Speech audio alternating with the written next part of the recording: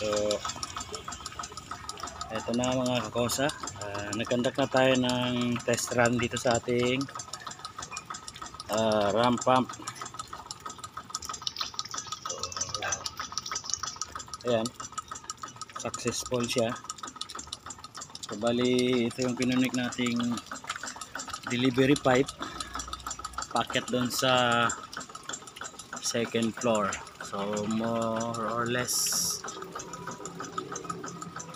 mga nasa 7 meters. Ayan, medyo mahina lang yung tulo niya. Kita natin sa light.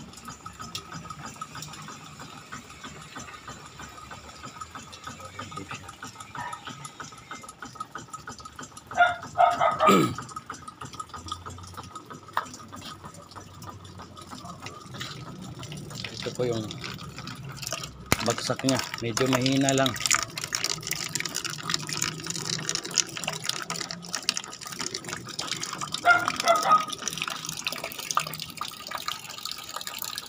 Ayun yung dulo niya.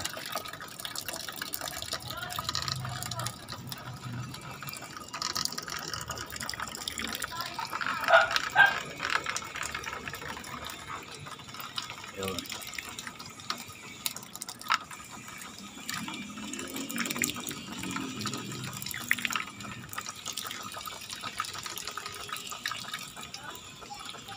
So 7 meters. Pero yung ating drive tank ang taas niya ay mga nasa ano lang, yan yung timba na yan. Simula dito sa baba hanggang dyan mga 2.5 meters. So yung inakyat niya 7 or 8 meters yan. So nagre-ratio tayo ng 3:1.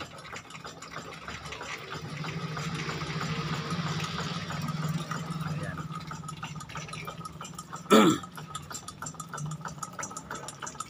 So ganyan lang po yung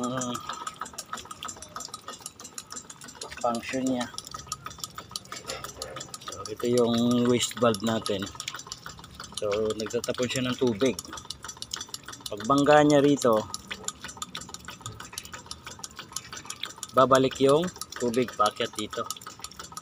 Pag akyat naman niya rito, sasalubungin siya ng pressure nito. Babagsak siya dito, isasara naman tong valve na to. So ang mangyayari, lalabas dito yung pressure sa ating delivery pipe. Yan na yung magdadala ng tubig paakyat. Ayan. So mas mataas yung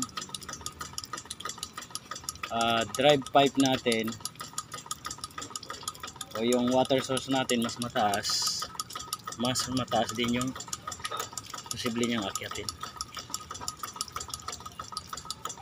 So ayan mga kakosa. Ram pump 0.5. So ready for action na to. Kulang lang ng mga gamit. Hose. Kailangan ko ng hose na Dimedya. Mga 6 na rolyo. Meron ako isang rolyo dito. Ayan, kulang pa ng 6. So, yan lang. See you soon.